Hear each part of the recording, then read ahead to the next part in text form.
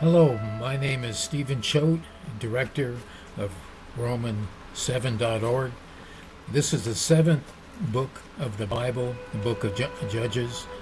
I want to thank you for letting me introduce Jesus Social Hours for about a 15-minute sermon about, the book of Judges, the seventh book of the Bible.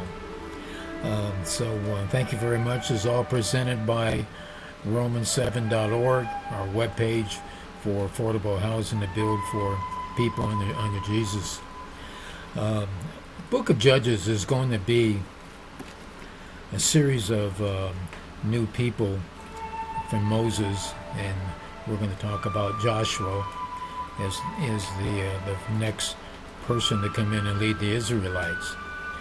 And before they start electing kings, Judges is going to be an historical narrative. Is going to be helping the 12 tribes of Israel to have justice when they have problems with each other. Then they come to one person and he gives them his wisdom under leadership and holiness of God. Interesting enough, the name Hebron, Hebron, keeps popping up. It had an old name before Hebron, Kirjatharba,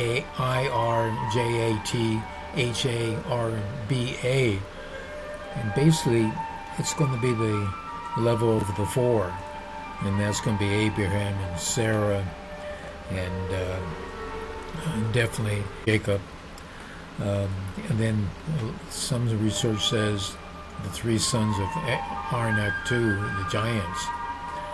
And so we look at Joshua, leader, and the next generation of different judges.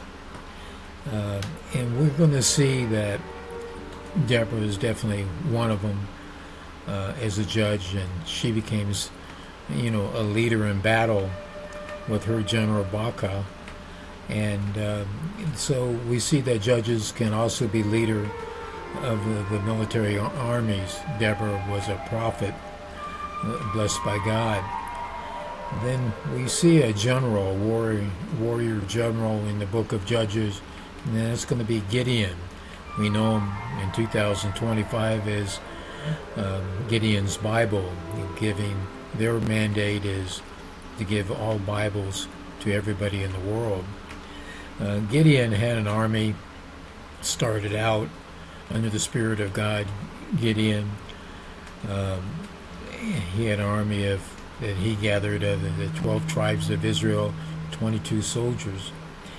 But Gideon knew that he was going to have to do battle of a superior number of Philistines inside Israel. And then he asked for a sign, and they used fleece, or he leaves fleece. It's wet during the night on one side or the other.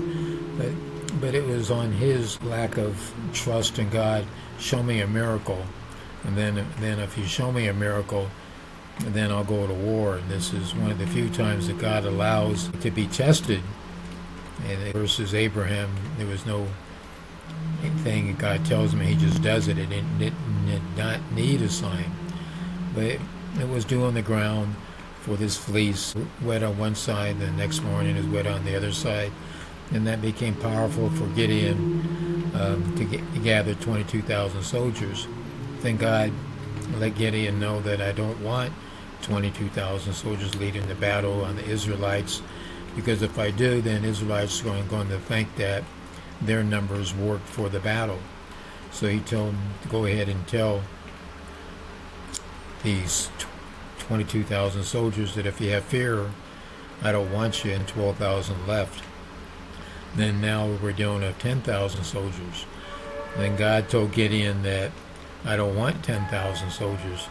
When we're crossing the desert sea and we come to the water, a lake, you watch how these 10,000 soldiers try to drink water, and if they lap like a dog, look right and left, then I want them to be in my army.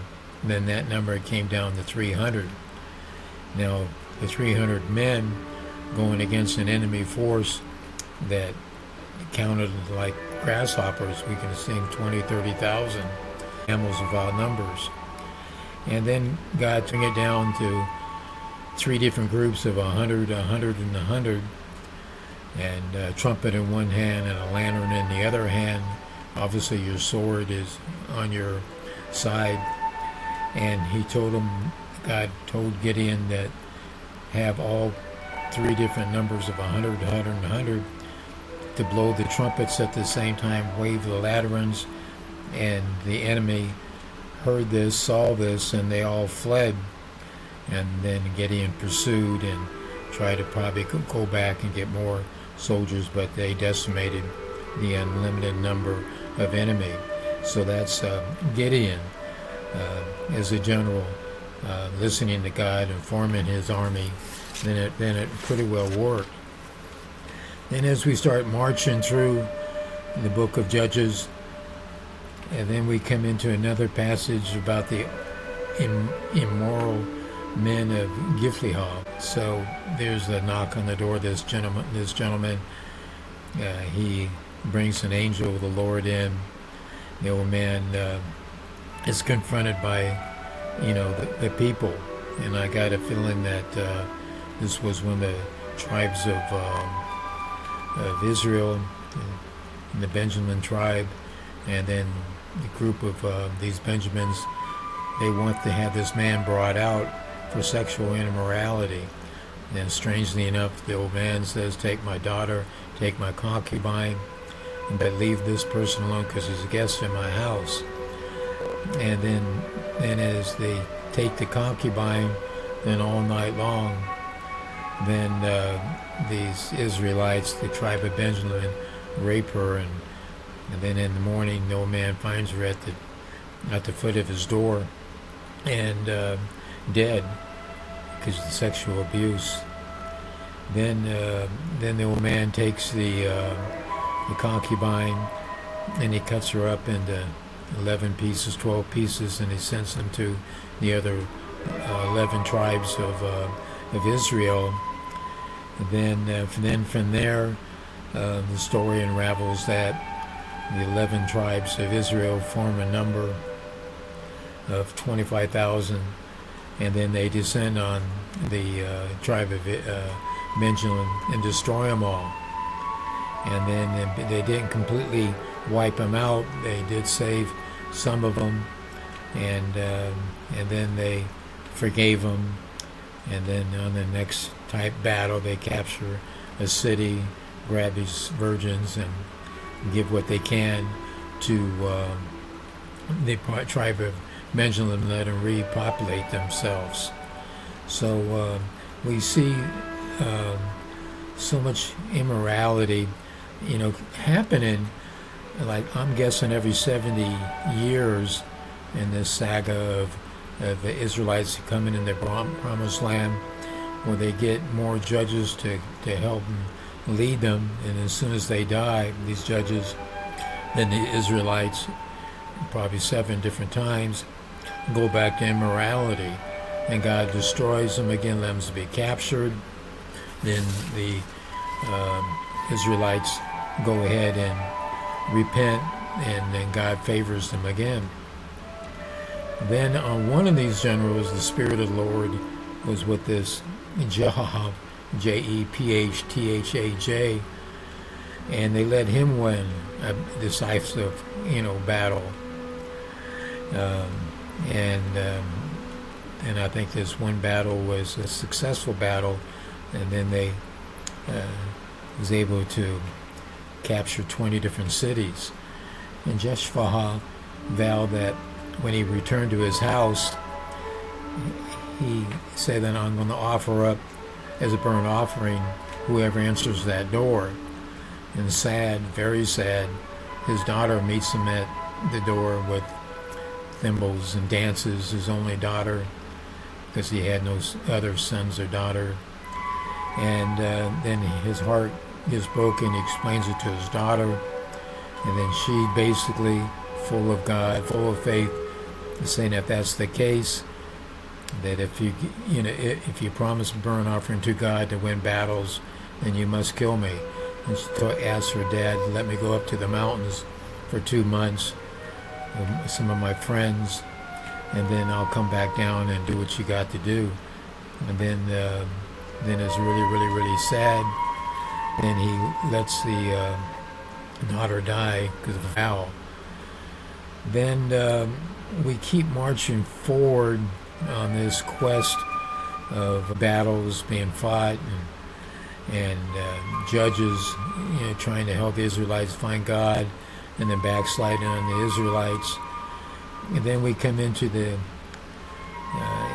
historical narrative of Samson and Delilah that different movies in our culture highlights.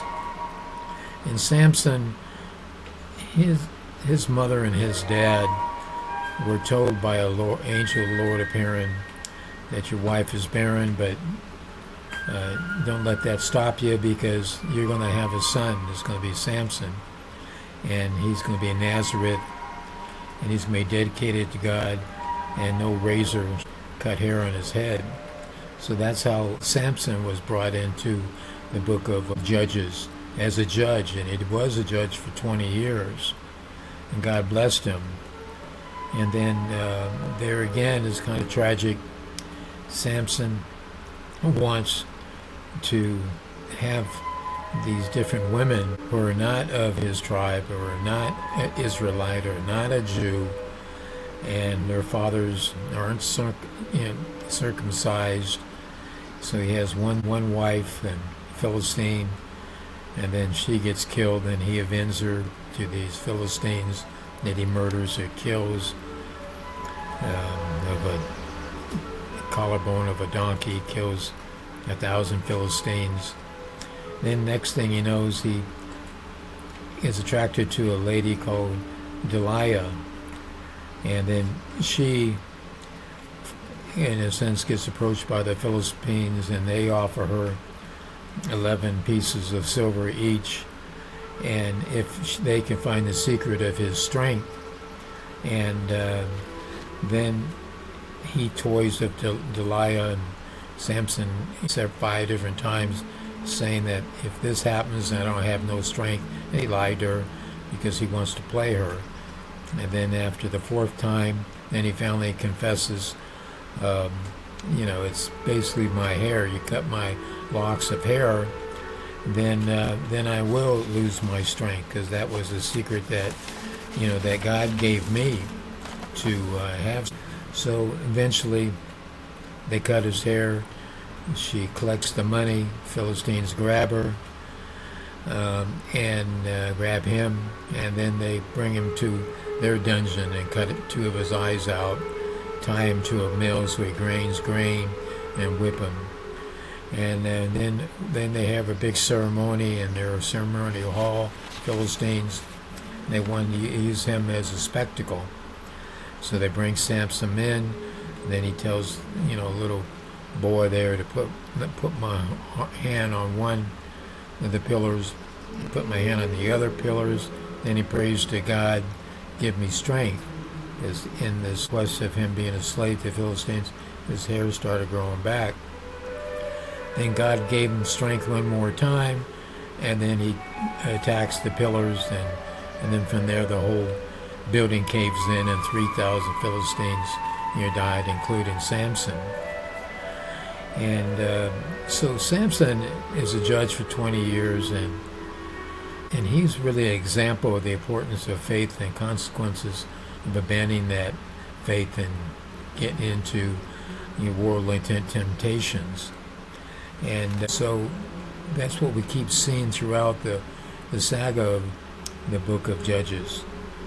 And then at the end, the conclusion of the Judges, and then they're hunting for the next level is going to be kings, and which is going to be David, and that'll basically sums up the book of Judges. And then that's just going to be kind of tragic. A group of people who originally number over 1 million leaving Egypt, and they're all dying over 40 years of the journey across the desert, seeing the miracles of God. Then they enter the promised land. Then they have leaders, they have judges, and then they're strong as long as the judges are there. Then they die, and across the board, Israelites, the Jews, go back to Baal and evil worship of other gods, and this thing called Baal. Why they do it, I don't know. And God destroys them. Leads them back into captivity. And God each time blesses them when he hears their cries for help. And God, in his beautiful, beautiful love and kindness, rescues them one more time. And then backsliding. And that's what the book of Judges is teaching us, that in our lives that we don't fulfill our promise to God, be like God, be spiritual, because we're spiritual to begin with and physical, and then we get into this worldly temptation, money, sex, power, greed, crime. It's just horrible. But God, if we ask for forgiveness and ask under the blood of Jesus to bring us back, then God will forgive us again and forgive us again. And so that becomes the story of the book of the Judges. And that's the 7th book of the Bible. Next week we'll go into the 8th book of the Bible, and that's going to be the book of Ruth, which is full of faith and wonderful, and just really it's going to be more of a pleasurable book, to give it a podcast on. I want to thank you for letting me give you my historical narrative on the book of Judges, and please visit our webpage, Romans7.org, and help us on our quest, being a member and looking at the YouTube channel and look at our webpage and email me for encouragement, and then we'll go from there. I want to thank you very much for letting me have this sermon, and I'll see you next week.